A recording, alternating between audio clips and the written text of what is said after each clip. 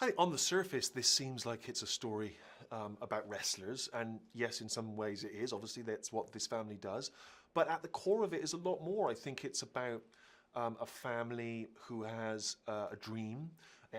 It's about pursuing that dream. It's about leaving home with both the expectations of the family and your own goals, and traveling away, staying true to yourself, feeling like an underdog, feeling like an outsider, feeling like the world is saying we're not interested, and you kind of having to force your way through that.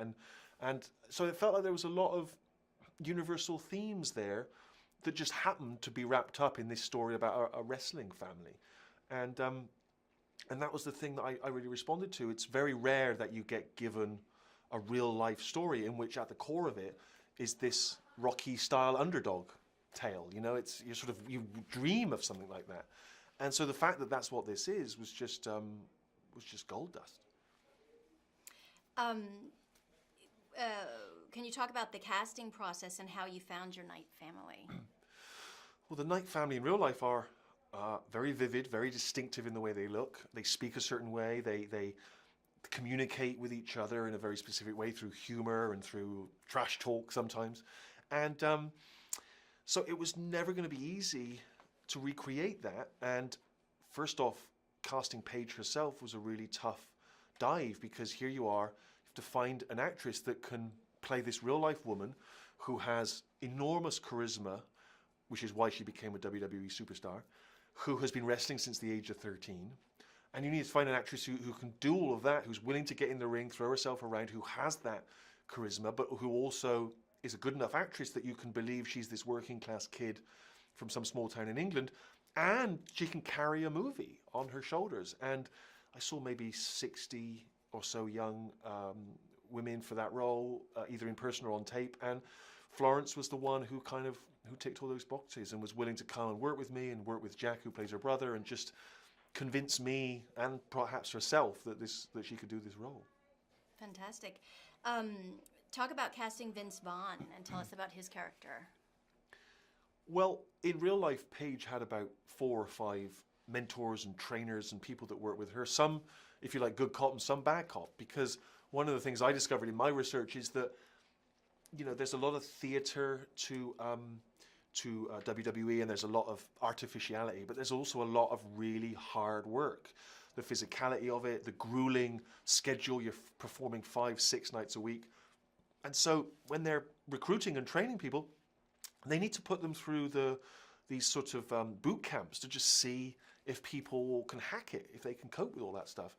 And so they're very tough, these trainers, but they also at times are very encouraging and very sweet and sort of mentor-like. And so I wanted to kind of find one character that could kind of embody all of that, really. And I've loved Vince Vaughn since I saw him in his movie Swingers years ago. That was a real inspiration for me to want to make films. And what's great about Vince is he's obviously very funny, and he has this kind of quite tough, hard shell, seemingly. But beneath it, there's a real sweetness and a softness, which is one of the reasons why people, I think, love him on screen. And so he was just a great fit for this character, and also just for the fact that Vince himself is really smart. He gave me great notes on the script, great insight into sort of where he thought we could improve things. And so he's almost a bit of an unsung hero in this whole movie, I think. And talk about working with your friend Dwayne Johnson. How was he as a producer? What did he bring to the table? Well, aside from having found the story himself, Dwayne has an interesting phrase, which is kind of audience first. He wants his projects to appeal to the audience. And that was my same instinct with this story. I thought, well, yes, it's this unique family from England with this very unique profession of wrestling, but I really feel like this story can connect with a wider audience. And he and I kind of worked very hard on that. He took me to WrestleMania. He made me understand wrestling. He answered all my questions about it, spent hours just sitting with me, kind of letting me discuss it with him, because I needed to try and figure it out, because I wanted it to be authentic for the wrestling fans, but also introduce this world to the non-wrestling fan like me and kind of lead them in by the hand.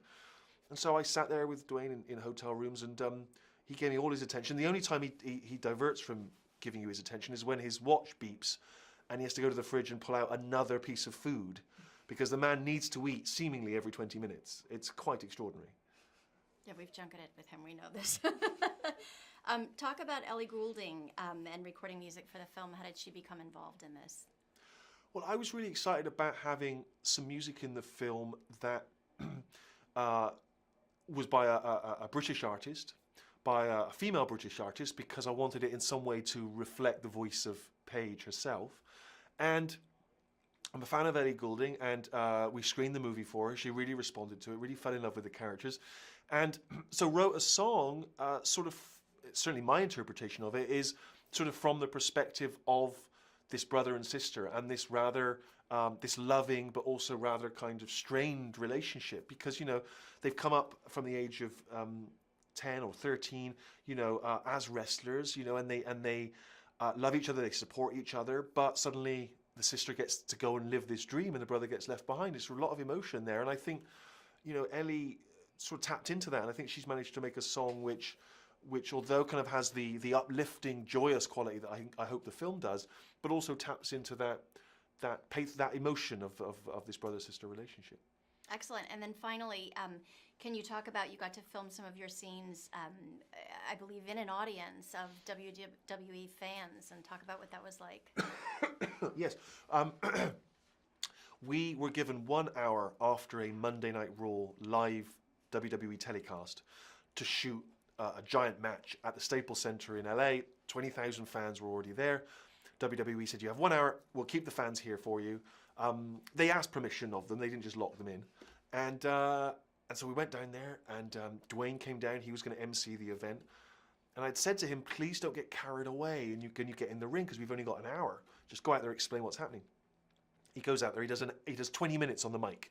He's talking to the fans, he's doing the catchphrases, can you smell? And I'm there like, yeah, we can smell, mate, get out the ring. Bring the actors on. But he was amazing, because he played the crowd like a conductor. It was wonderful. He got them to cheer when we needed to boo. Florence came out, recreated this match. She had only been wrestling for a handful of weeks, and yet she had to come out in front of thousands of fans and just with nerves of steel just go out there and do it. And I was way more nervous than she was. She was just ice cold, just cool, composed, went out there, did her job like an absolute pro, and I'm a bag of nerves, watching her the whole time, hoping that she doesn't get injured and that she can pull this off. And she said she really felt like a wrestler when she was lying on the mat and she looked out and she saw an 8-year-old boy just screaming, "You suck!" And she thought, yeah, this is wrestling.